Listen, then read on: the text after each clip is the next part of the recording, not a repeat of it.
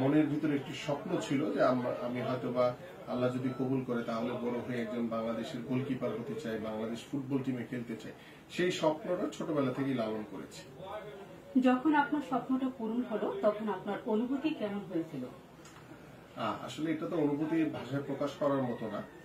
আমরা সবসময় যখন ভালো কিছু করার চেষ্টা করি বা ভালো কিছু অর্জন করি তাহলে সেটার ভালো লাগার বিষয়টা একটু অন্যরকম থাকে অনুভূতি।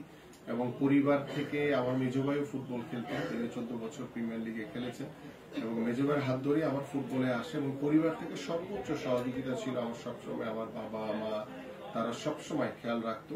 তো যার কারণে আমি আমার বয়স যখন 16 ঠিক তখনই যখন আমি ম্যাট্রিক পরীক্ষার্থী ছিলাম তখনই আমি বাংলাদেশ ফুটবল টিমে কল পেয়েছিলাম। তো আল্লাহ রহমতে তো সেই ইয়াংগেস্ট গোলকিপার হিসেবে বাংলাদেশ টিমে সুযোগ পেয়েছি। তো সেটার অনুভূতি আসলেই অন্যরকম এবং আমি যে ছোটবেলায় স্বপ্ন দেখেছিলাম যে বাংলাদেশ ফুটবল টিমে খেলবো, বাংলাদেশ দলের হয়ে খেলবো, সেটি যখন পূরণ হয়েছে সেটার অনুভূতি আসলে ভাষায় প্রকাশ করার মতো না। আপনার উল্লেখযোগ্য সাফল্য কি কি?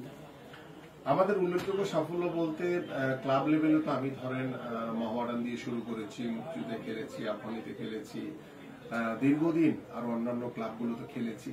আর আন্তর্জাতিকভাবে যদি বলেন সেখানে আমাদের 99-এ আমরা সাব গেমস চ্যাম্পিয়ন হয়েছিলাম, আমরা 2003 সালে সাব ফুটবল চ্যাম্পিয়ন হয়েছিলাম এবং 2010-এ আমরা সাব গেম চ্যাম্পিয়ন হয়েছিলাম ঢাকার মাটিতে। তো বাংলাদেশের ইতিহাসে বাংলাদেশের ফুটবলের যে সেরা সাফল্যগুলো তার একজন অংশ হিসেবে, একজন খেলোয়াড় হিসেবে প্রত্যেকটি দলেই ছিলাম।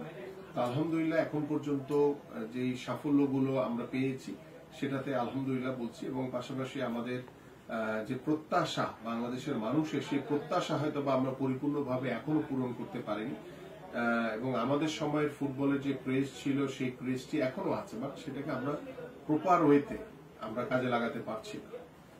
আপনারা যখন